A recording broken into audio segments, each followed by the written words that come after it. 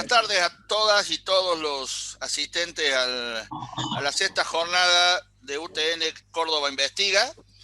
En nombre del señor decano, ingeniero Rubén Soro, le quiero dar la bienvenida a todas las autoridades, agradecer la presencia del señor decano de la UTN Facultad Regional San Francisco, ingeniero Alberto Tolosa, del secretario de Ciencia y Técnica de la Facultad Regional Córdoba, ingeniero Jorge Jasny, del secretario de Minería del Gobierno de la Provincia de Córdoba, ingeniero Rodolfo Bergamasco, y bueno, de la señora decana de la Facultad Regional Chubut, ingeniera Diana Bon, y de todas las investigadoras e investigadores presentes, y por supuesto los expositores de la tarde de hoy.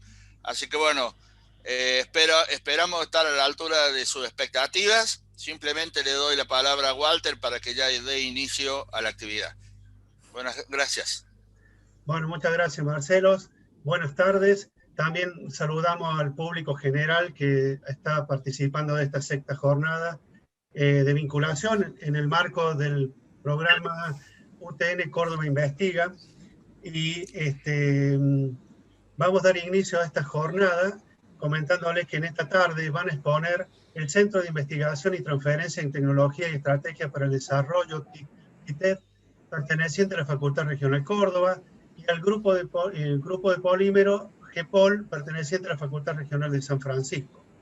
Ellos lo van a hacer por un lapso de 20 minutos, seguido el cual cada uno de ellos va a tener un espacio de 5 minutos para que los participantes realicen las preguntas. Esta jornada se va a desarrollar de acuerdo al siguiente contenido: en la presentación del centro grupo de investigación, después la descripción de las actividades que llevan adelante dentro del grupo o centro, ventajas y fortalezas que pueden ofrecer a sus padres y también sus necesidades. Les pedimos, les solicitamos a los participantes que durante las exposiciones, por favor, mantengan apagados sus micrófonos y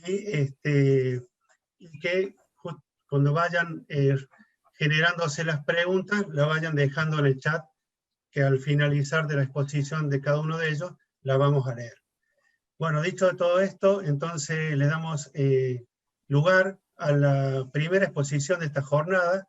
Como dijimos, va a estar a cargo del Centro de Investigación y Transferencia en Tecnología y Estrategia para el Desarrollo, CITED, quien está dirigido por el profesor ingeniero Marcelo Tavera, quien es ingeniero químico, especialista en docencia universitaria, doctorando en Administración y Políticas Públicas, director académico y profesor de posgrado de la UTN Facultad Regional Córdoba, profesor en la Facultad de Ciencias Exactas, Físicas y Naturales de la Universidad Nacional de Córdoba y en la UTN Facultad Regional Córdoba, secretario académico de la Escuela Latinoamericana de Gestión Pública ECOLAGI, de la Organización Latinoamericana de Gobiernos Intermedios de Argentina, investigador categoría 2 del Programa de Incentivo del Ministerio de Educación de la Nación e investigador categoría B en la UTN, director de los proyectos de investigación referidos a la gestión estratégica y al desarrollo sostenible, integrante del Banco de Evaluadores de Disciplina e Ingeniería del Ministerio de Ciencia,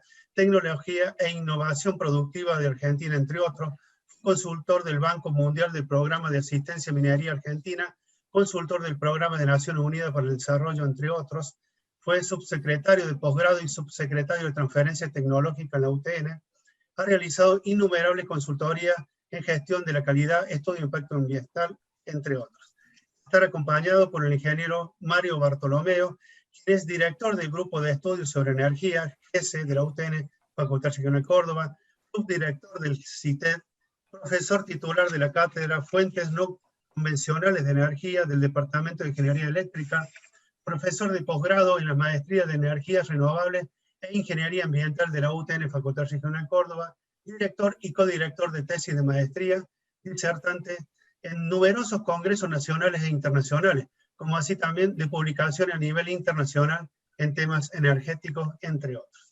Bueno, dicho todo esto, le doy Walter, la palabra. Sí, quiero informar que ha ingresado la secretaria, la doctora Alfonsina Andreata, secretaria de Ciencia y Tecnología y Técnica de la Facultad Regional San Francisco. Así que buenas tardes, doctora. Ahora sí, por favor. Bueno, perfecto, Marcelo. Muchas gracias. Entonces, le damos entonces la palabra al ingeniero Marcelo Tavera, le agradecemos por la participación del Centro de Investigación que dirige y saludamos también a Mario Bartolomeo que lo va a acompañar y le cedemos la palabra para que pueda realizar la exposición. Muchas gracias. Muchas gracias, Walter, por la presentación y muchas gracias por invitarnos a participar de este tipo de actividad que es muy importante, no solo para divulgar lo que hacemos, sino para las relaciones interinstitucionales entre los distintos centros y grupos de toda la Universidad Tecnológica. Al respecto voy a compartir una presentación y explicar un poco la génesis. Nuestro centro es un centro bastante novel en su creación, porque en realidad fue aprobado a fines del 2016 por el Consejo Superior Universitario, pero todos nuestros integrantes llevamos muchos años de actividad de investigación en distintos centros y grupos de la propia Facultad Córdoba. Voy a compartir la pantalla. Muy bien. Vale la pena entender que nuestro centro de investigación en realidad surge a partir del año 2006, cuando un equipo de investigadores de distintos grupos y centros de la facultad se hace cargo de la Escuela de Transferencia Tecnológica de la facultad para reorganizarla, rearmarla y potenciarla. Durante 8 años ese equipo estuvo trabajando, veníamos de distintos enfoques, algunos trabajaban en robótica, otros trabajábamos en temas ambientales, pero aquí pudimos empezar a entender la importancia que tenía regularizar la incorporación de los aspectos tecnológicos e ingenieriles en las estrategias públicas y de la sociedad civil para el desarrollo sostenido y sustentable. Tomamos conciencia de alguna idea que veníamos planteando sobre la sostenibilidad del desarrollo y en realidad quisimos incorporar en las políticas públicas la mirada de los aspectos tecnológicos e ingenieriles que a veces está dejada de lado. En realidad este equipo empezó a trabajar también con el grupo de estudios sobre energía, un grupo con muchos años de trayectoria de nuestra facultad, que había orientado sus trabajos de investigación no solo a la energía fotovoltaica, sino a las políticas de desarrollo energético y el análisis de la matriz energética nacional. Y eso nos daba un enfoque similar y nos permitió unirnos para crear este centro. El centro tiene muchas áreas prioritarias. Rápidamente las repasamos porque si vamos a leer toda esta transparencia vamos a superar los tiempos previstos. Pero hemos trabajado mucho sobre modelos productivos asociativos, el perfil y la importancia del asociativismo, no solo en los sectores industriales y productivos, también el asociativismo desde el concepto del triángulo de Sábato, entre el Estado, el sistema científico-tecnológico y universitario y el sistema productivo. Los estudios de localización estratégicas, la evaluación y propuesta de modificación de la matriz energética, como habíamos dicho, la planificación del uso del suelo, la identificación de factores determinantes para el desarrollo, la selección de modelos y herramientas para la toma de decisiones. Acá trabajamos mucho sobre modelos multivariables para toma de decisiones, la planificación estratégica de las políticas públicas para el desarrollo industrial. Nuestra mirada va a la ODS número 9, es decir, va a Objetivo de Desarrollo Sustentable desde el desarrollo industrial, ¿no? Y, por supuesto, también es prioritario para nosotros la interrelación que tenemos con las relaciones públicas y privadas y la transferencia de conocimientos. Los objetivos generales, y esto tiene mucho que ver con los objetivos que plantean casi todos los centros de investigación, tienen que ver con construir el desarrollo científico y tecnológico en esta área, pero también sistematizar, indagar, analizar, diseñar modelos y herramientas para innovar en planificación y administración del desarrollo. Un aspecto que nosotros hemos considerado muy importante, que no solo es trabajar hacia el interior de nuestra institución y en el ámbito local y regional, sino también abrir campos de estudio, reflexión, investigación en cooperación, esta idea del asociativismo, con otros operadores no solo en el campo local, sino también a nivel regional y latinoamericano. Por eso van a ver que nosotros tenemos muchas vinculaciones con organismos internacionales, con los cuales hemos venido trabajando. Y esto, por supuesto, como objetivo principal, el hecho de que efectuemos transferencias y asistencias técnicas de todos los desarrollos que hagamos en el ámbito regional, local y latinoamericano. Por supuesto que todo centro de investigación tiene también como objetivo la idea de formar recursos humanos. Y eso también está puesto en los objetivos de nuestro centro. Actividades. Nosotros vamos a dividir los 3 tipos de actividades que llevamos adelante. Hemos puesto primero las actividades de transferencia, aunque muchas veces estas actividades son producto de nuestras propias actividades de investigación y desarrollo. Sin embargo, nosotros hemos observado que existe una instancia de sinergia entre la transferencia y los propios proyectos de investigación y desarrollo, en el sentido que a veces el disparador es la solicitud de consultoría o de transferencia. El disparador es el propio medio que solicita que nosotros hagamos algún tipo de desarrollo. En esto tenemos alguna experiencia trabajando para la Comisión Nacional de Actividades Atómicas, la CENEA, y también con otros tipos de organismos nacionales y empresas. Las actividades de investigación y desarrollo, bueno, aquí también tenemos convenios, contratos de consultoría, ¿no? En las transferencias, y algo por el cual me interesaba que participara el Ministerio de Industria, particularmente la Secretaría de Minería, que le agradezco la presencia del secretario, porque nosotros trabajamos mucho también con las empresas en todo lo que son informes y dictámenes técnicos. Después los voy a explicar en detalle. En las actividades de I+D, bueno, están los proyectos acreditados de investigación, que son formales, están un laboratorio fotovoltaico, particularmente, que es infraestructura que tenemos aplicada a la investigación, que le vamos a pedir después al subdirector, al ingeniero Bartolomeo, que lo explique en detalle, y la importancia de publicar, en donde parte de esa producción nosotros la estamos transformando sistemáticamente en estos 4 años que llevamos como centro, en libros que se van presentando al menos 1 por año, como producto de las propias investigaciones.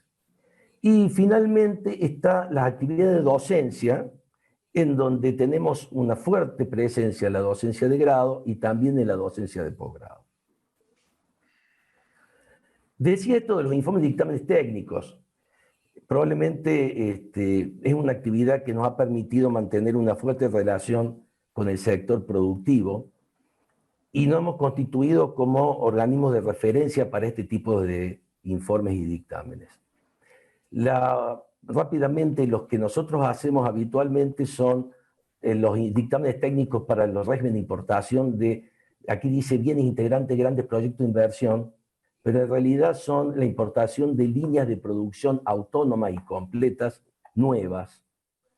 Y hacemos el mismo tipo de dictamen para los regímenes de importación de líneas completas y autónomas usadas. También, aunque no está previsto en la ley que algún organismo universitario pueda participar, estamos realizando una importante cantidad de informes técnicos para encuadrar a las empresas, sobre todo autopartistas y terminales automotrices, en el marco de la ley de autopartismo. Y también, en el último año, hemos empezado a emitir certificados de tipificación de importación temporaria. Somos el único organismo público de la provincia de Córdoba que está inscrito y autorizado para emitir este tipo de certificado de tipificación. Y dejé para el final el régimen de importación de bienes mediante la ley de inversiones mineras, donde existe un artículo, el artículo 21 de la ley, que prevé la necesidad de un informe técnico o algún tipo de determinación técnica para solicitar la desafectación de bienes por el fin de su vida útil. Esto es algo que hemos venido haciendo con la Cámara de Productores Mineros durante un buen tiempo, y que creemos que como la normativa no está totalmente desarrollada, porque falta algún tipo de reglamentación desde la propia Secretaría de Minería de la Nación, podríamos cooperar incluso para completar el cuadro normativo de ese régimen. Bien.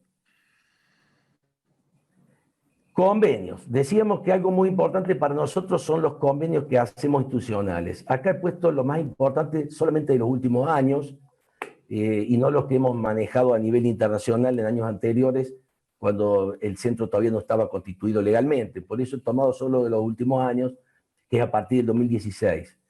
Durante el 2016 y el 2017, nuestro organismo, el CITED, junto con la Cátedra UNESCO de Seguridad Humana y Desarrollo Regional, a través de un convenio con la Secretaría de Ambiente y Cambio Climático de la provincia, realizamos los diagnósticos ambientales provinciales exigidos por la Ley de Ambiente, la Ley Provincial de Ambiente. Estos diagnósticos lo hicimos con la participación de los municipios y de las comunas. Hemos conseguido en el año 2016 que 258 del total de los 427 municipios participaran, y en el año 2017 que 350 de los 427 municipios participaron. Esto para nosotros fue muy importante desde el punto de vista de la fuerte participación de los involucrados. El año pasado firmamos un convenio de asistencia técnica con la agencia Pro Córdoba para asesorar a las empresas exportadoras adheridas al programa de inteligencia comercial. Estamos trabajando con ellos a efecto de acondicionar la oferta exportable de la provincia. Esto me parece que es muy importante, y esto surge a partir de vinculaciones hechas a través de la formación de tesistas de posgrado desde nuestro propio centro.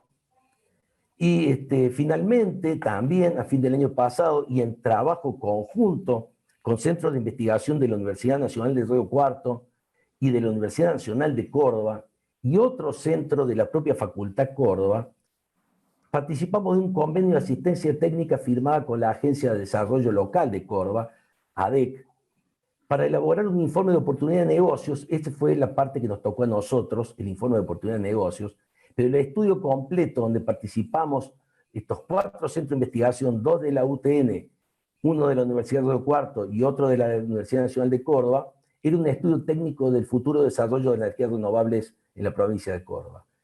Entiendo que está previsto que este año se publique un libro con los resultados del estudio técnico realizado por las 3 universidades.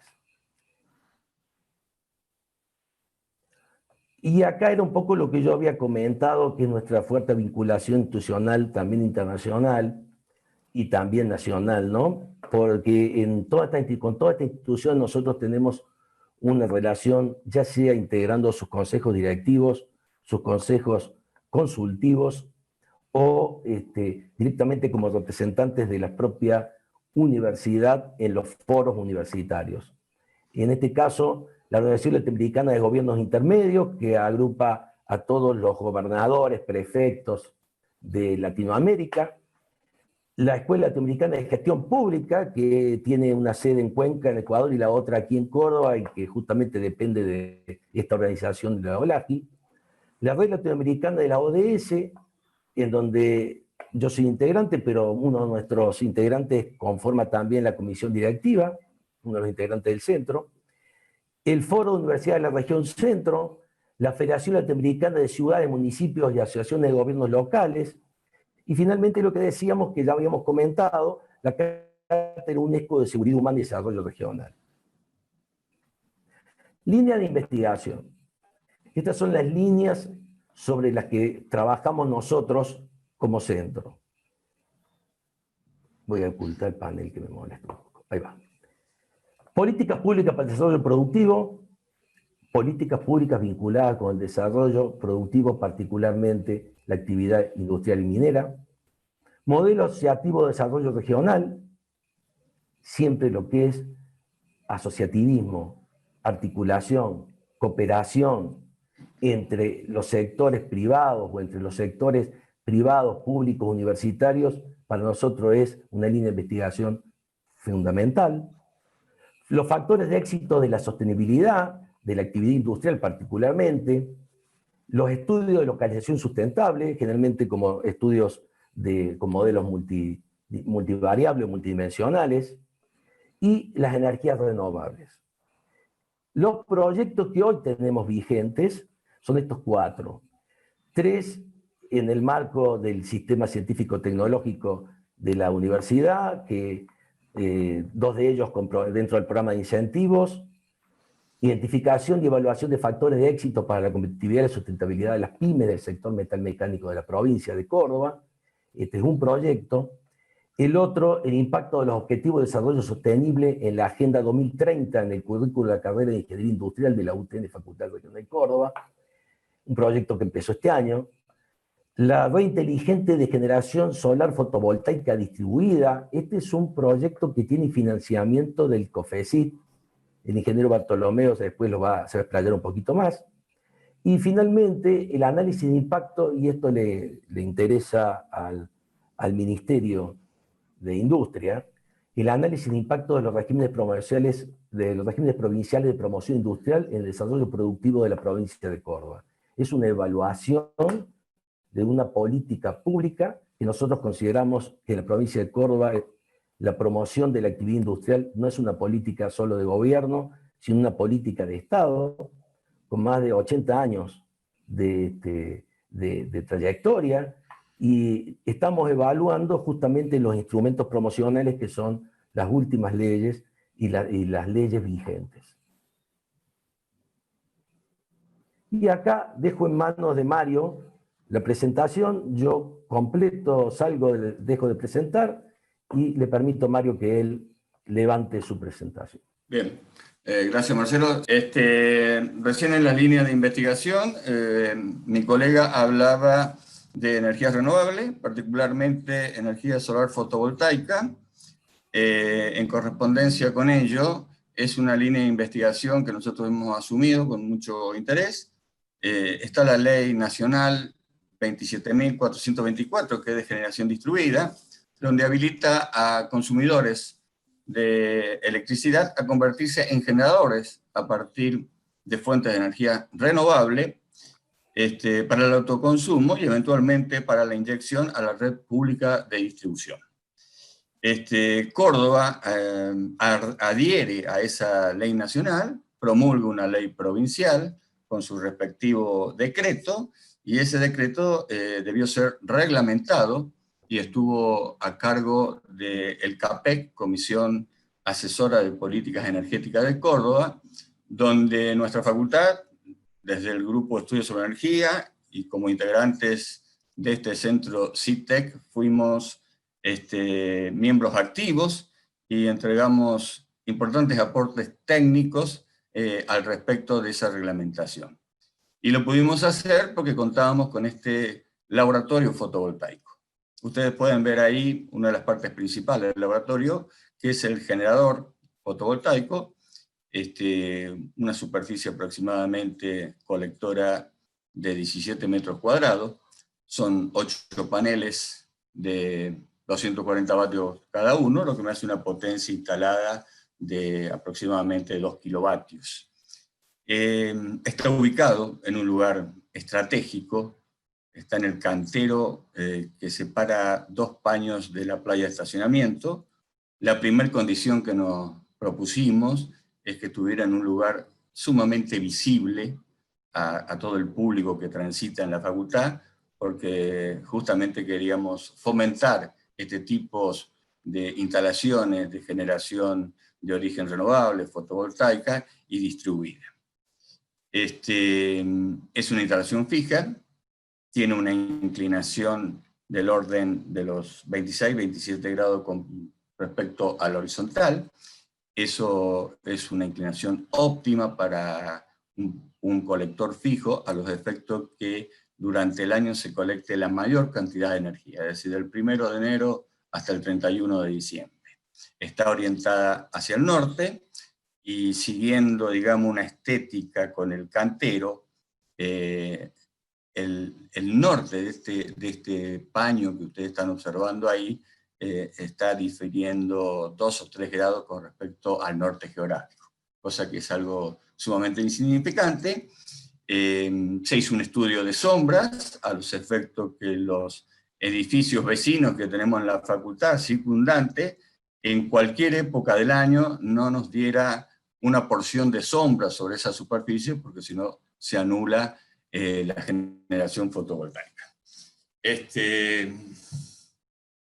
Bueno, de ese aspecto no digo otra cosa. Acá le estoy mostrando, por ejemplo, miren esta fecha que está acá, 18/9/2020, es decir, este año, un año excepcional, en pandemia, el elemento que está generando ese generador. El generador nos está generando energía en forma de corriente continua.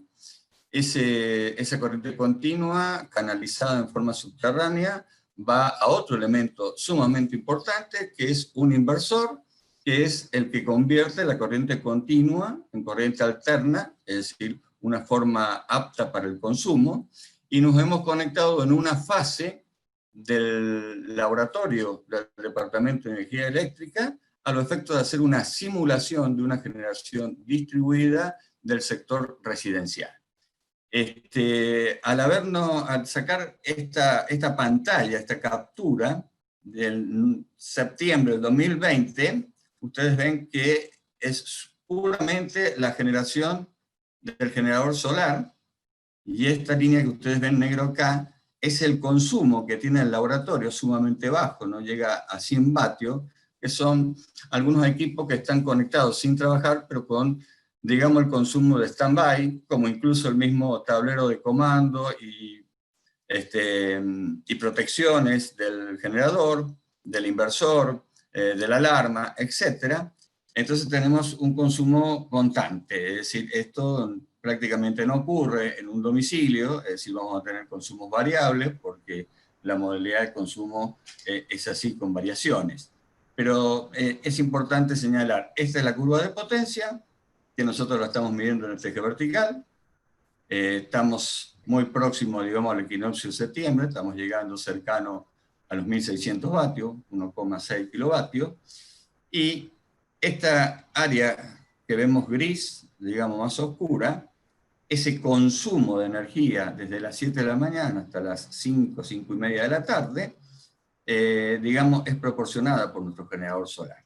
Y el resto que estamos viendo, este área en verde, porque lo que está debajo de la curva es energía, es potencia durante un tiempo, en horas, esta energía es la que podemos inyectar, la podemos exportar a la red pública de baja tensión. Es decir, esto es autoconsumo y esto es inyección a la red externa. Esta es una curva, digamos, en pantalla, donde se produce en un día.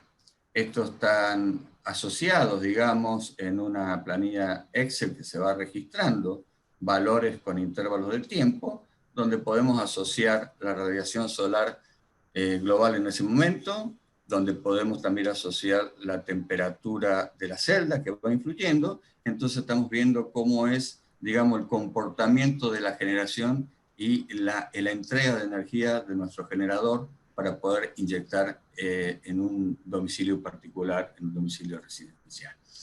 Esos valores se van registrando, como les dije recién, y podemos después pasar a un valor mes. Entonces ahí tendríamos la media mensual de los promedios diarios, y después de varios registros mensuales nos podemos ir al año, y entonces tendríamos una media anual de los promedios mensuales.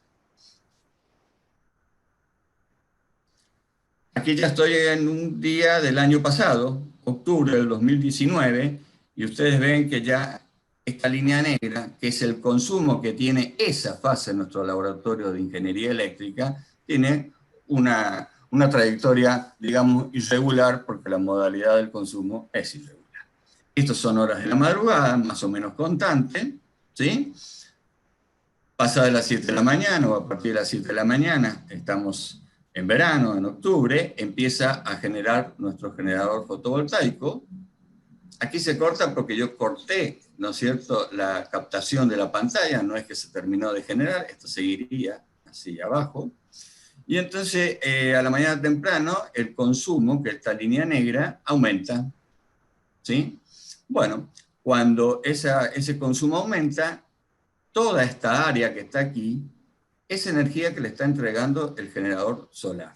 Es decir, que estamos aportando al consumo que se está realizando. Esta porción blanca que queda acá, cuando la línea de potencia del generador está por debajo del consumo, me está faltando energía para poder suplir este consumo. Aquí es la porción de energía que estamos importando de la red pública para poder compensar el consumo que tenemos. Y cuando llega mediodía, que digamos decae la actividad en nuestro laboratorio durante todo este periodo, fíjense que nos queda toda esta área verde, es exceso de energía, es energía que podemos inyectar a la red, que la podemos vender eventualmente, ¿no es cierto? Porque nos está sobrando, es decir, esto es autoconsumo, lo gris, lo verde es inyectar al exterior, ¿no es cierto? Exportarlo a la red. Cuando aumenta el consumo del laboratorio, hasta acá estamos supliendo de alguna forma ese consumo de energía, el aumento es mayor, variable, y bueno, el generador empieza a decaer porque la radiación global va disminuyendo, menos generación de energía, y entonces la energía necesaria para poder cumplir con este consumo lo estamos importando de la red exterior, de la red pública. Esto es similar a lo anterior.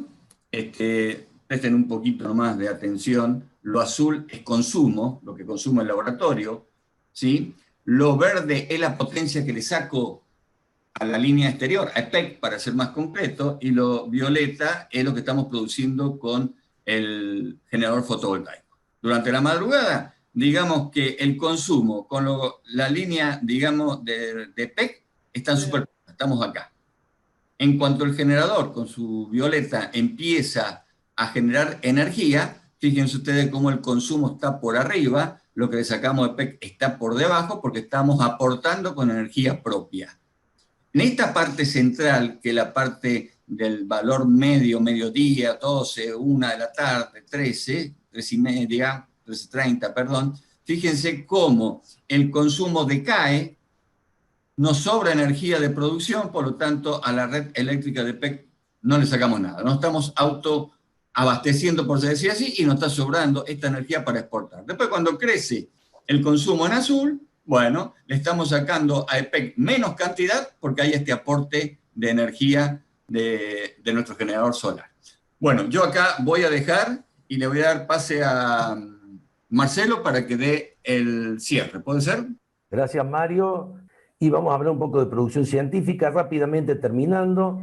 Siempre nuestros centros de investigación tiene como resultado, como salida, como productos, la participación y presentación de trabajos a congresos nacionales e internacionales, a razón de unos 15, 20, 25 por año, disertaciones y conferencias por invitación, publicaciones en revistas, tanto científicas como de divulgación, también todos los años un interesante número, y este compromiso que tratamos de asumir los últimos años desde que se creó el centro, de publicar un librito por año. Este es el último que publicamos, el que aparece en la foto, de estrategias para el desarrollo sostenible sobre modelos asociativos, que es una investigación sobre la Cámara de Fabricantes de la Industria de la Electrónica y de Córdoba, ¿no? De la CIECA.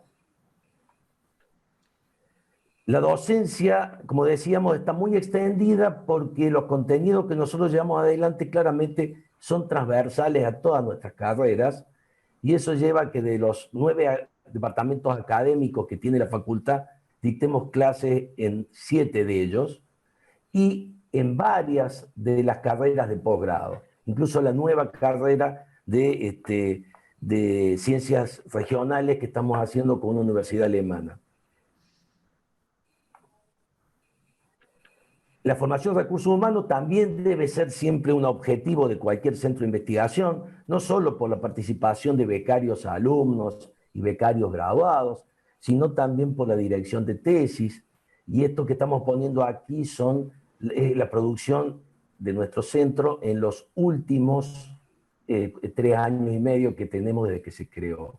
12 alumnos becarios, 6 graduados becarios, 12 tesis de maestría en curso, 4 concluidas y 3 tesinas de grado.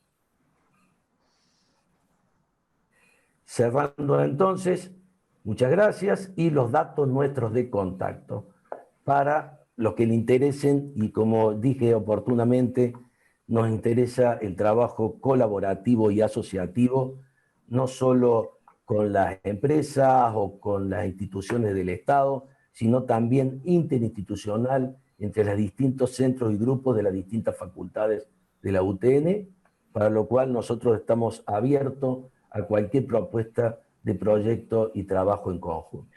Muchísimas gracias. Dejo de compartir y así, Walter, te doy pie para que presentes a la doctora Nicolau. Bueno, muchísimas gracias, ingeniero Tavera, ingeniero Bartolomeo, por la exposición del Centro de Investigación CITED. Y bueno, no veo preguntas, así que si llega a surgir alguna pregunta, la vamos a formular entonces al finalizar la exposición del grupo de investigación que ahora va a seguir. Muchas gracias.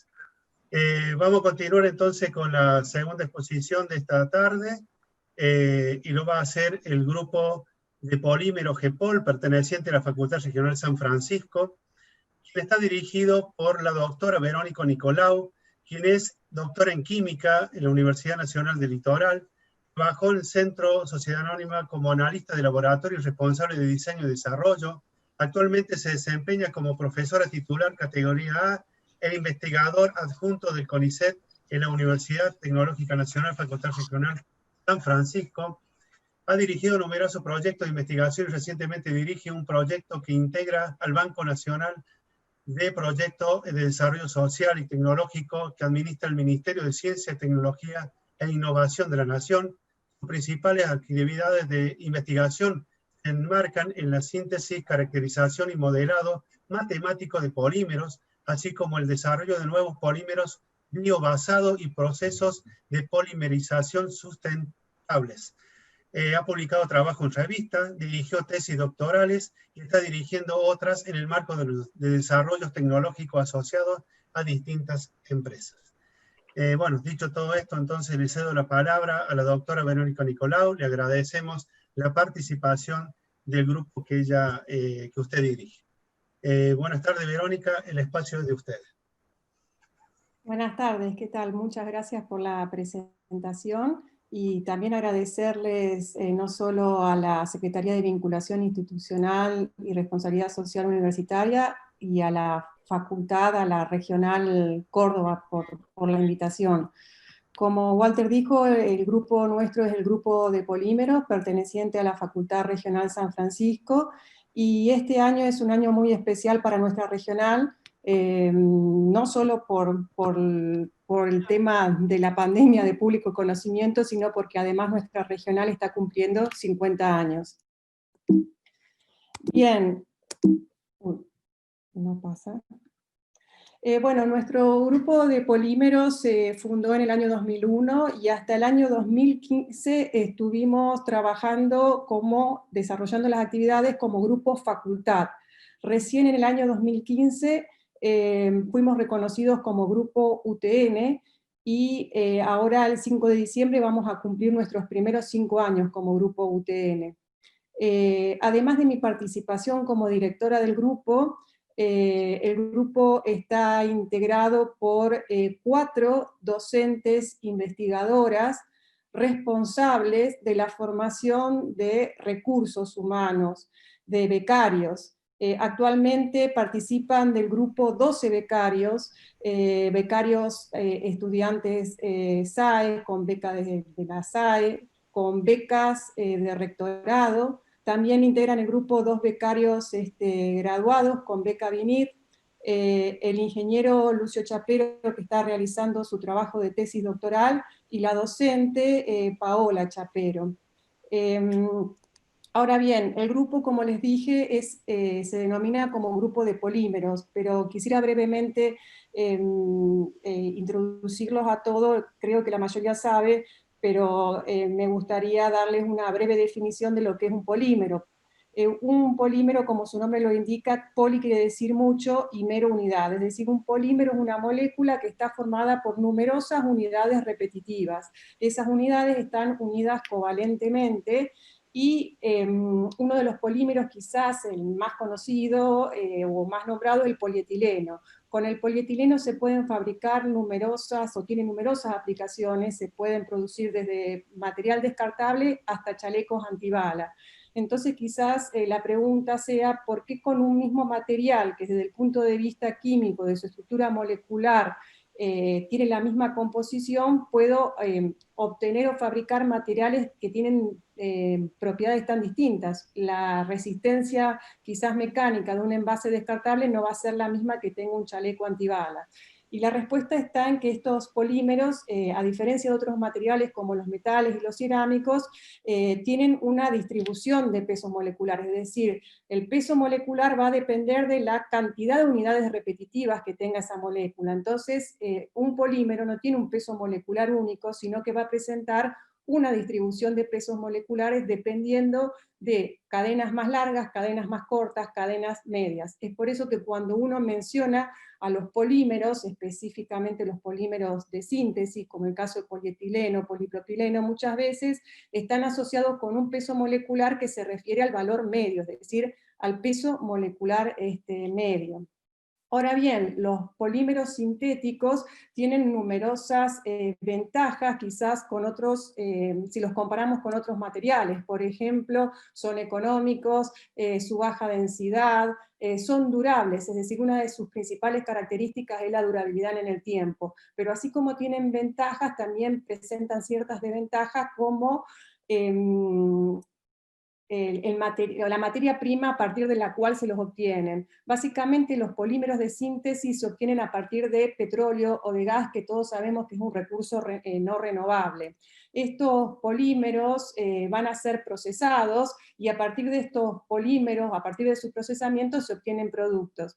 Estos productos al final de su vida útil son desechados y se acumulan como basura plástica, lo que conlleva a serios problemas de contaminación ambiental, porque todos sabemos que el plástico tarda miles de años en degradarse.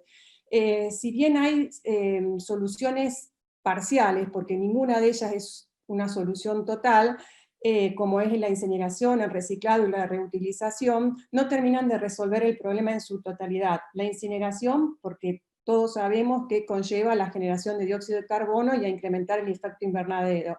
El reciclado es muy difícil de implementar porque requiere una concientización ciudadana de clasificación de residuos, y además muchas veces los materiales reciclados, las propiedades mecánicas son menores, así se parte de un material, de un polímero nuevo.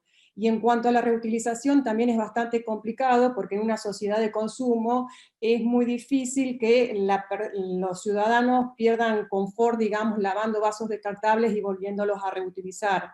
Entonces, la solución total a esta problemática sería obtener polímeros que para su obtención o para su síntesis se parta de recursos renovables, es decir, usar recursos renovables en reemplazo de materias primas derivadas del petróleo, y que al final de su vida útil puedan ser degradados por el último eslabón de la cadena alimenticia, en que serían los hongos y las bacterias.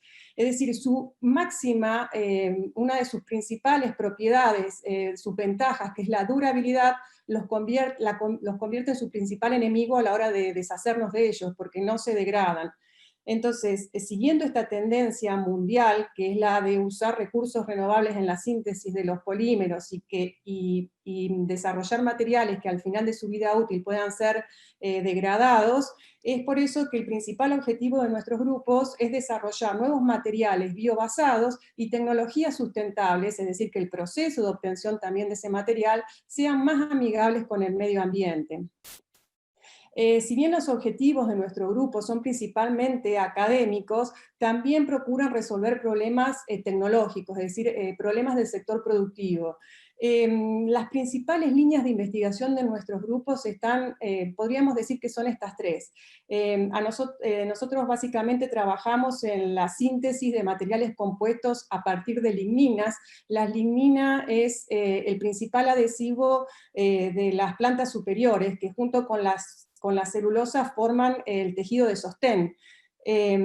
También nos interesa obtener materiales compuestos a partir de aceites vegetales como aceite de ricino, aceite de soja hemos usado, Y finalmente la línea más nueva, la más reciente, es la obtención de ácido poliláctico. El ácido poliláctico es muy usado hoy en día, por ejemplo, en lo que son los filamentos 3D, para impresoras, envases descartables y demás, pero es un producto de importación, no se fabrica en nuestro país, y a nosotros el trabajo nuestro involucra la obtención, la síntesis de ácido poliláctico a partir del lactosuero, que el lactosuero es un subproducto muy abundante básicamente en nuestra región.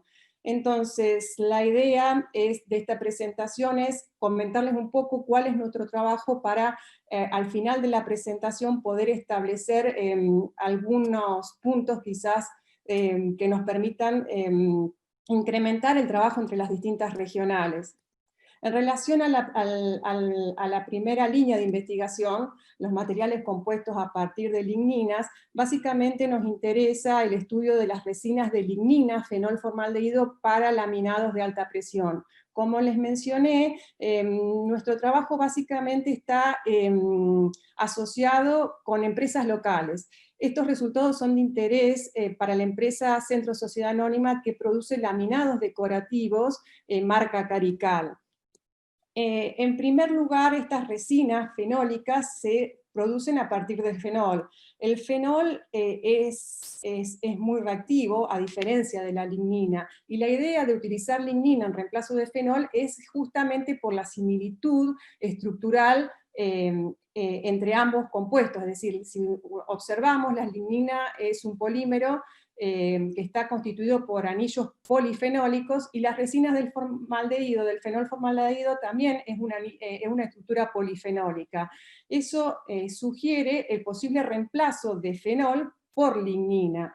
Pero como les mencionaba, la lignina, si bien es un polímero natural, es el subproducto abundante de la industria papelera. Toda industria papelera genera licor negro, y a partir de ese licor negro se podría obtener lignina. Hoy en día en nuestro país no hay ninguna fábrica de lignina, porque las papeleras en su mayoría lo usan como combustible, pero la idea es generar, todos conocemos la tendencia en las bases de la bioeconomía, y poder desarrollar biorefinerías donde se puedan obtener todos estos tipos de recursos renovables en comparación con la industria del petróleo, ¿no? Entonces, la lignina tiene todas estas ventajas, pero podríamos decir que si la comparamos con el fenol, tiene una baja reactividad. ¿Eso qué implica? Que desde el punto de vista químico no la podamos usar directamente, sino que tengamos que reactivarla, es decir, funcionalizarla para poder emplearla en la síntesis de estas resinas. Y además presenta otra desventaja, podríamos decir, que como es un producto natural, va a depender su estructura química del tipo de madera, si es madera dura, si es madera blanda, si proviene de hierba, y además del tipo de extracción, es decir, si proviene de un proceso de pulpa de celulosa Kraft al sulfito, o de procesos que están en vías de desarrollo como son los organosol. Es decir, todos estos distintos tipos de procesos y distintos tipos de madera van a hacer que su estructura sea variable. Entonces, como les mencionaba, nosotros hemos usado la lignina en reemplazo de fenol para la obtención de laminados decorativos. ¿Qué es un laminado decorativo? Ustedes lo están viendo acá en la imagen. Los laminados decorativos se usan para los bajomesadas, escritorios. Básicamente el proceso en qué consiste. Consiste en sintetizar las resinas, ya sea de melamina formaldehído o fenol formaldehído, impregnar los papeles y colocar el conjunto de papeles en una prensa donde ahí las distintas resinas van a terminar siendo curadas. Es decir, un laminado decorativo va a estar constituido por un sustrato que consiste en papeles Kraft impregnados con resinas fenólicas, y una superficie decorativa que se trata de un papel de alfa celulosa que va a tener un diseño símil madera, símil granito, un color preno, que va a estar impregnado con resina de melamina formaldehído. Nuestros trabajos involucraron, como les mencioné, el reemplazo de fenol por lignina. Las etapas de investigación involucraron, primero, la caracterización de la lignina. En segundo lugar, su funcionalización. Nosotros lo que hicimos hasta el momento es utilizar la vía de la hidroximetilación. Hidroximetilamos las ligninas para poder reemplazar el fenol. Después sintetizamos las resinas, obtuvimos los laminados, los materiales compuestos, caracterizamos estos laminados, es decir, hicimos mediciones de propiedades mecánicas, propiedades térmicas, y finalmente obtuvimos los prototipos industriales, es decir, todo trabajo a escala laboratorio y a escala piloto. ¿Qué logramos hasta el momento? Logramos un reemplazo del 10% de fenol por lignosulfonato de sodio, de eucalipto hidroximetilado. La empresa adoptó esta tecnología, la está usando, y también logramos reemplazos de un 30% de fenol por lignina del tipo Kraft, de madera dura hidroximetilada. La lignina con la cual se probó es una lignina también brasilera, porque la anterior es un lignosulfonato de brasilero, pero este lignosulfonato se consigue en el mercado, está disponible, mientras que esta lignina fue suministrada por una empresa, Suzano, que está desarrollando el proceso de fabricación de su lignina a partir de los licores, es decir, una papelera que está desarrollando este proceso. Hoy en día ya la empezó a producir, así que la idea justamente es continuar con este desarrollo para evaluar un reemplazo superior al 30%, y así poder conseguir un material más económico, porque la lignina, obviamente, esto ocasionó, tuvo un impacto económico en el precio final del producto, y también esperamos poder estudiar otras vías de funcionalización, más allá de la hidroximetilación. Hemos realizado fenolaciones, y hay otras cuantas, y también mejorar los rendimientos evaluando distintas condiciones de reacción. Nos interesa también empezar a estudiar el reemplazo, ya sea de fenol o de formaldehído, por otros recursos renovables, además de las ligninas, como por ejemplo podría ser el furfural en reemplazo del formaldehído. Ahora bien, continuando con la segunda línea de investigación, que es la de los materiales compuestos a partir de aceites vegetales, en este sentido hemos trabajado en la síntesis de prepolímeros a partir de aceite de ricino y de aceite de soja, en reemplazo de resinas poliéster insaturadas. Las resinas poliéster insaturadas también son derivadas del petróleo, son insaturadas porque presentan este doble enlace, y acá la similitud con los distintos aceites, ya sea de ricino o de soja. Los aceites son, en líneas generales, las características son las mismas que para la lignina, son productos naturales, abundantes, económicos, tienen estructura similar a lo que nosotros buscamos, pero como son productos naturales pueden tener el inconveniente de tener una estructura química variable, y estas insaturaciones no tienen la reactividad de las que están presentes en el poliéster insaturado, por lo cual se requiere nuevamente una reactivación o una funcionalización de esos dobles enlaces. En este tema trabajamos, o los resultados son de interés para la empresa Tresol. La empresa Tresol también es de nuestra ciudad, se ubica en el Parque Industrial de la ciudad de San Francisco, es la única empresa en el país productora de superficie sólida. ¿Qué es la superficie sólida? Es lo que estamos viendo en esta imagen, es un material con características similares al mármol. La empresa, a diferencia de Carical, no sintetiza sus resinas, sino que las compra directamente, compra las resinas poliéster, y lo que hace es agregar el material de relleno, que básicamente puede ser alúmina o dolomita, y luego de una reacción de curado obtiene estas placas que se usan para mesadas, bachas de cocina, bachas de baño, bañeras, etc. Entonces, ¿cuál es nuestro objetivo? Es sintetizar un prepolímero biobasado que sea entrecruzable con el estireno, que es el monómero que se utiliza para poder terminar el curado de estas resinas. Y para eso las etapas de investigación que seguimos fueron similares a las anteriores. Trabajamos en la caracterización de los distintos aceites, trabajamos en la funcionalización, es decir, agregarle grupos reactivos que me permitan obtener después, o permitan el curado de estos materiales. Para eso sintetizamos aceite de ricino maleinizado, y por otro lado también estuvimos estudiando el uso de aceite de soja, pero como el aceite de soja tiene otras características que no posee el aceite de ricino, requiere una mayor funcionalización básicamente, es decir, más reacciones, entonces hay que hidroxilarlo, maleinizarlo, o epoxidarlo, acrilarlo, malainizarlo. Lo que pasa es que el aceite de soja es abundante en nuestro país y en nuestra zona en comparación con el aceite de ricino.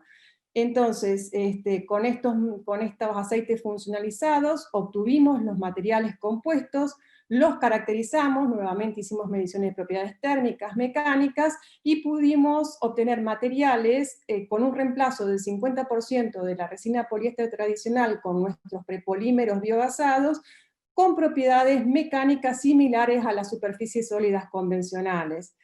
Actualmente nuestro desafío es optimizar el curado, porque las condiciones de curado que requiere las resinas biobasadas no son tan, se requiere mayor temperatura y mayor tiempo, lo cual no es bueno para la empresa. Entonces tenemos que trabajar en la optimización del curado, y la idea también sería poder lograr superficies sólidas 100% biobasadas, no simplemente reemplazando el 50%, para lo cual necesitamos trabajar en ese sentido para que las propiedades mecánicas sigan siendo las mismas o similares a la de la superficie sólida convencional.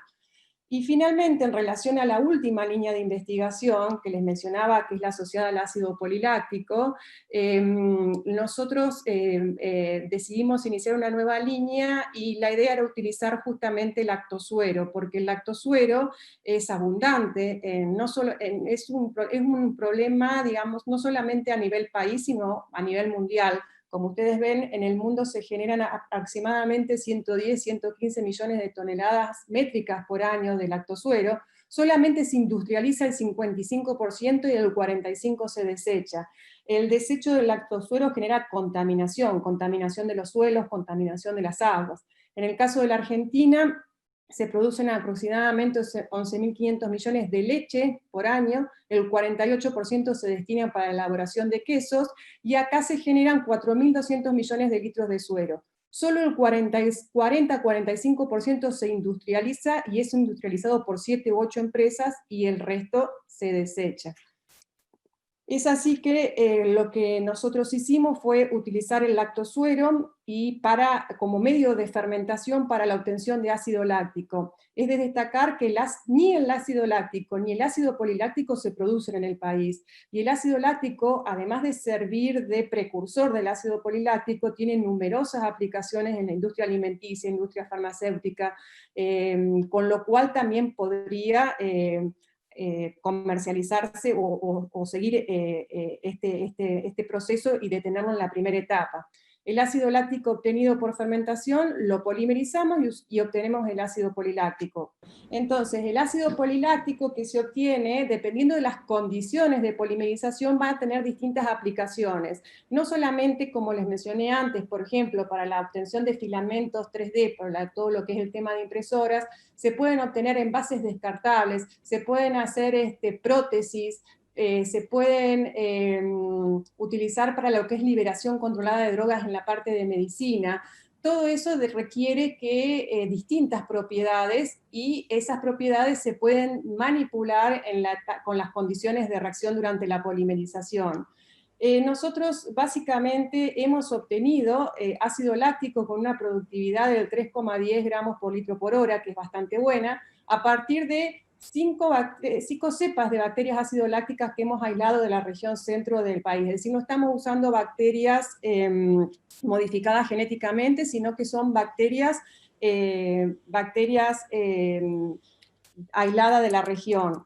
Y las características del poliláctico que hemos obtenido son las que están mostradas ahí en pantalla, con un peso molecular medio, como les hablaba antes, es un peso molecular medio que es relativamente bajo, con lo cual no sería un poliláctico bueno para aplicaciones que requieren una elevada resistencia, como sería una prótesis o básicamente ese tipo de aplicaciones. Sí podría, por ejemplo, utilizarse en liberación controlada de drogas. esos serían los trabajos o lo que nosotros pretendemos a futuro, es decir, pretendemos darle una aplicación al polímero que hemos obtenido, pretendemos trabajar en las condiciones de síntesis para obtener polímeros que nos sirvan para otras aplicaciones, y obviamente en este caso nos está faltando la etapa del prototipo industrial, para lo cual hemos hablado con el INTA Rafaela, que ellos estarían en condiciones de, podríamos nosotros, usando nuestros microorganismos, hacer la etapa a escala piloto de la obtención del ácido láctico. En esta imagen está el poliláctico que nosotros hemos obtenido. Entonces, esas, resumidamente y rápidamente, son las 3 líneas básicas de investigación que nuestro grupo posee.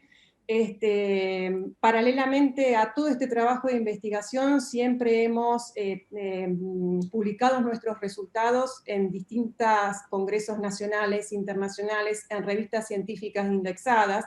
Hemos elaborado los correspondientes informes técnicos a las industrias con las cuales colaboramos. Todos estos trabajos los hemos realizado en el marco de distintos convenios universidad-empresa. Es de destacar la importancia que tiene hoy en día la interacción entre las universidades, entre la universidad con las distintas empresas.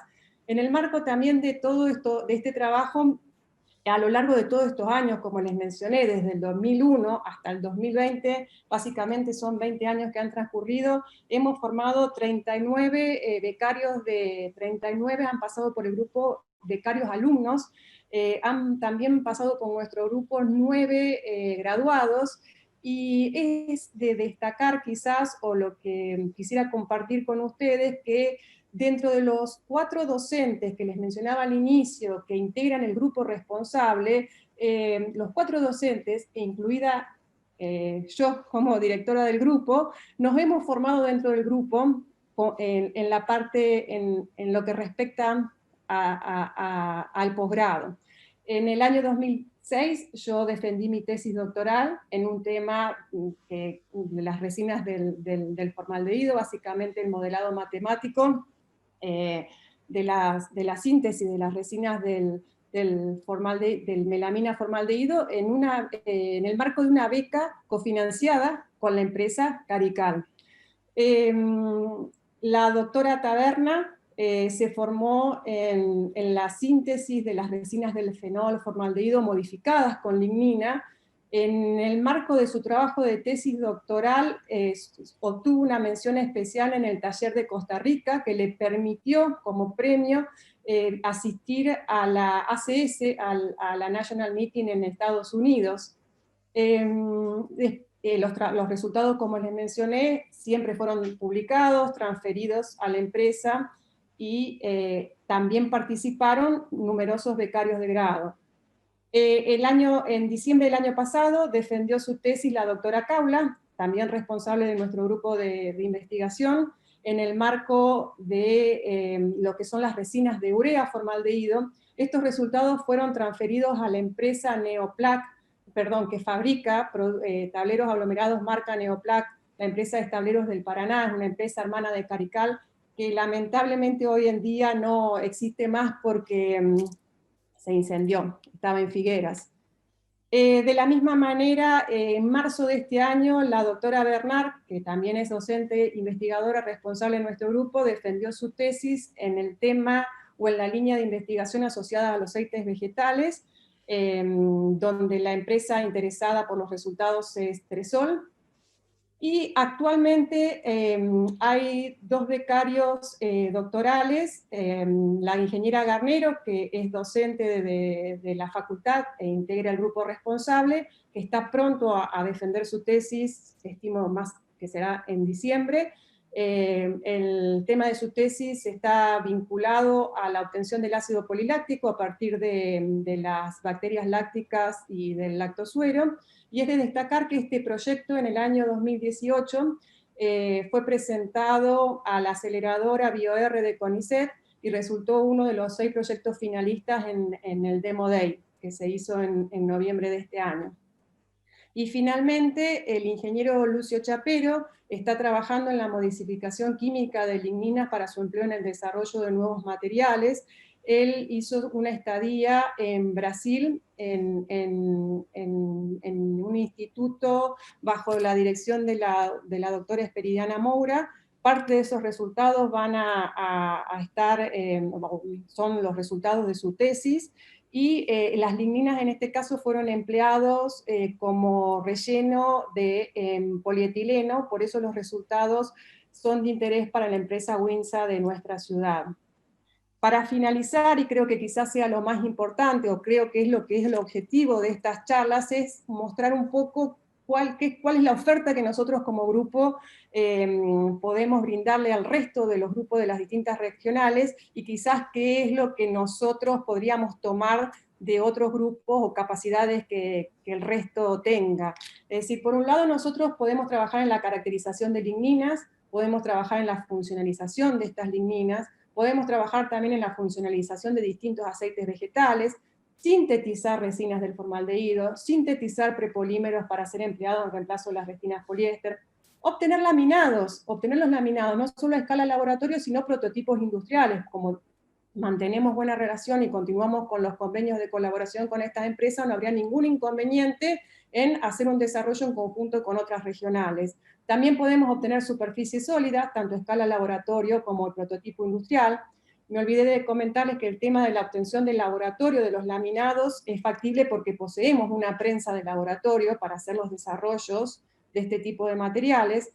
También en esta prensa podemos obtener aglomerados a escala laboratorio, y también tenemos el equipamiento para obtener ácido láctico por fermentación. En este caso nosotros usamos lactosuero, pero podríamos usar otro producto de partida, y trabajar en la síntesis de poliláctico.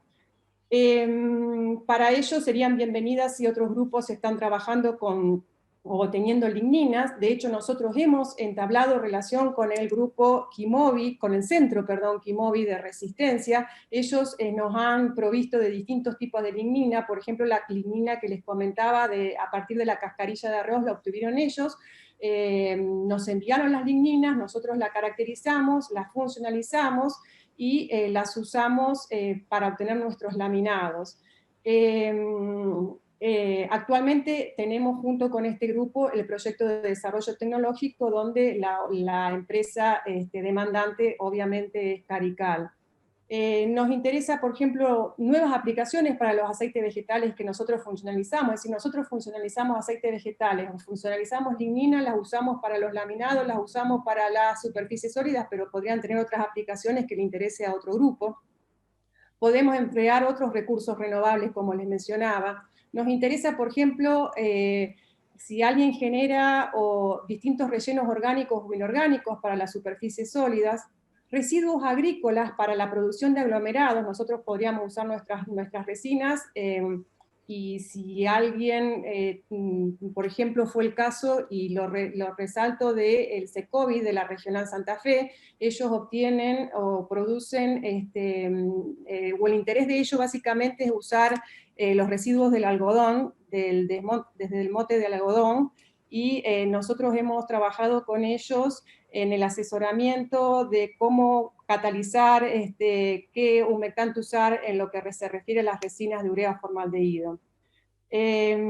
Por otro lado también, si hay otros grupos que generan ácido láctico a partir de otra vía que no sea la de fermentación, nosotros podríamos usar ese ácido láctico para sintetizar nuestro poliláctico.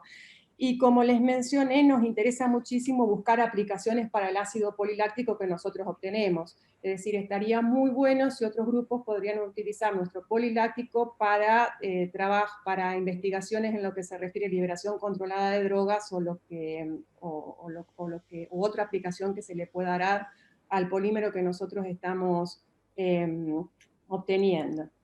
Finalmente agradecer, por supuesto, a UTN, a CONICET, a mis maestros, que siempre les agradezco, a las empresas Centro Sociedad Anónima Soluciones SR, y de más está decir a todos los integrantes que actualmente participan del grupo, y a todos los que han pasado, que fueron varios. Este es el link de nuestra página, este es mi correo, y gracias a todos por la atención. Bueno, muchísimas gracias, Verónica, gracias al grupo GEPOL. Bueno, había visto una pregunta que justamente se la habían formulado al CITED, pero fue contestada por chat. No sé si alguien tiene alguna consulta para realizar, si no hacemos el cierre de la jornada. No obstante de ello, comento que tanto, bueno, GEPOL como CITED han dejado todos sus contactos, así que cualquier consulta que pueda surgir posterior a la exposición, a esta jornada, se pueden, bueno, poner en contacto con ellos para todo lo que necesiten consultarles. Así que... Walter, sí, discúlpame, la pregunta la hizo Federico Neo. Yo en forma muy sintética le contesté, no sé si quedó conforme, si fue completa o no. Sí, fue bastante completa. Por ahí una de las contemplaciones que yo hacía era en el caso de un fallo como se estuvo dando el año pasado, estaría buena la inversión por parte del centro para, en caso de que se lleguen estos periodos de corte masivo o de cortes prolongados, tener una mejor atención para lo que son los alumnos y las secretarías de Federico, te quiero aclarar una cosa. El inversor en la generación distribuida de energía, en este caso de origen renovable, es un inversor muy particular, distinto a los inversores clásicos. Solamente funciona tomando la señal de la red de distribución, es decir, va a generar una onda senoidal de corriente alterna exactamente igual que la onda senoidal de la empresa a la cual estás comprando energía. Es decir, que entran en sincronismo de fase y de, digamos, de amplitud de pico a pico. Si desaparece la onda externa, en este caso la de PEC o la de la prestadora que te está dando energía, se tiene que desacoplar inmediatamente el inversor de nuestra instalación. Porque si no, imagínate que hagan un corte de energía en la puerta de un domicilio particular que tenga esta instalación, hagan un corte, abran los seccionadores de los extremos para trabajar sobre la línea y yo le sigo inyectando energía. Es decir, eso entraríamos en un accidente muy grave. Es decir, la primera condición que debe cumplir estos inversores, que son toda la comunidad europea, de dejar de generar la onda senoidal cuando no tiene señal externa. ¿Cuál es el almacenamiento de energía? El almacenamiento de energía en estas instalaciones de baja potencia, como la nuestra, 2 kilovatios, 3 kilovatios, el almacenamiento es entregarlo a la red de distribución. Lo que queremos es limitar la energía eléctrica que proviene de centrales contaminantes con una cantidad de energía que sea de origen renovable. Es decir, por eso hay una ley de fomento para ello. Y termino con esto. Si hoy me preguntas si la energía fotovoltaica es una energía limpia, te diría que no tan limpia. No tan limpia porque va a llegar a tener ese estándar cuando yo tome energía desde la red pública que tiene origen renovable y pueda hacer paneles fotovoltaicos, estructuras, etcétera, etcétera, con energía que provenga de renovables. En este momento estoy utilizando energía que viene de hidrocarburos en el 90-95%. Entonces, la idea es estimular, fomentar y que pequeñas potencias instaladas en los diferentes techos, patios, etcétera, de domicilios residenciales, el exceso de energía después de autoabastecerse o de consumirse sea entregado a la red pública, con lo cual vamos a tener menos pérdidas eléctricas, ¿no es cierto? Y vamos a tener una energía mucho más sustentable. Esa es la idea, el concepto de lo que es una generación distribuida de origen renovable. Bueno, muchísimas gracias, ingeniero Bartolomeo. Le agradecemos entonces al Centro de Investigación CITED y al grupo de polímeros GEPOL por haber participado como expositor en esta sexta jornada. Le comentamos que el video de esta jornada va a estar subido en los próximos días a nuestra página de la Secretaría. Lo esperamos en la próxima jornada UTN Investiga Nacional, que se llevará a cabo el miércoles 11 de noviembre, y en donde expondrán el Centro de Investigación, Desarrollo y Transferencia de Ingeniería en Energía Eléctrica, CITIE, perteneciente a la Facultad Regional Córdoba, y el Grupo de Investigación sobre Temas Ambientales y Químicos, GISTAQ, perteneciente a la Facultad Regional de Resistencia. Además, lo invitamos a participar en la séptima jornada UTN Córdoba Investiga, a desarrollarse el miércoles 25 de noviembre, y en donde expondrán el Centro de Investigación y Transferencia en Acústica, CINTRA, perteneciente a la Facultad Regional Córdoba, y el Grupo de Investigación en Simulación para Ingeniería Química, GISIQ, perteneciente a la Facultad Regional de Villa María. Bueno, dicho todo esto, le agradezco, le cedo la palabra al ingeniero Héctor Marcelo Bravo, secretario de Vinculación, para que dé el cierre de la jornada. Muchas gracias. Bueno, yo simplemente me gustaría si el secretario de Ciencia y Técnica, el ingeniero Hasni, puede dar el cierre de la jornada con algunas palabras y damos por finalizado el evento. Ingeniero Jorge Hasni. Gracias, Marcelo. Algunas palabritas, un agradecimiento a todo el esfuerzo que pones para la realización de estos eventos, un agradecimiento al señor secretario de Minería presente, muchas gracias a los decanos que estuvieron presentes, y un fundamental agradecimiento a Marcelo, a Mario Bartolomeo y a Verónica por tan amenas y agradables exposiciones. Y realmente los aliento a seguir este tipo de reuniones, porque realmente nos hacen falta, realmente nos hace falta reunirnos entre nosotros.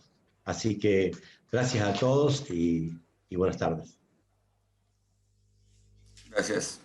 Bueno, gracias, Jorge. Bueno, simplemente agradecer a todas las autoridades que estuvieron presentes en la tarde de hoy, a los disertantes que nos han acompañado, al señor decano de la Facultad Regional San Francisco, que siempre nos acompaña, y bueno, y quedamos en vernos el mes que viene con las fechas que los invitó Walter. Así que buenas tardes a todas y todos los presentes. Gracias al señor secretario de Minería de la provincia de Córdoba.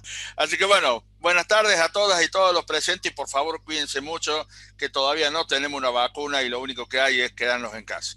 Buenas tardes, gracias. Gracias. Gracias por habernos invitado. Seguiremos participando en la medida que nos sigan invitando.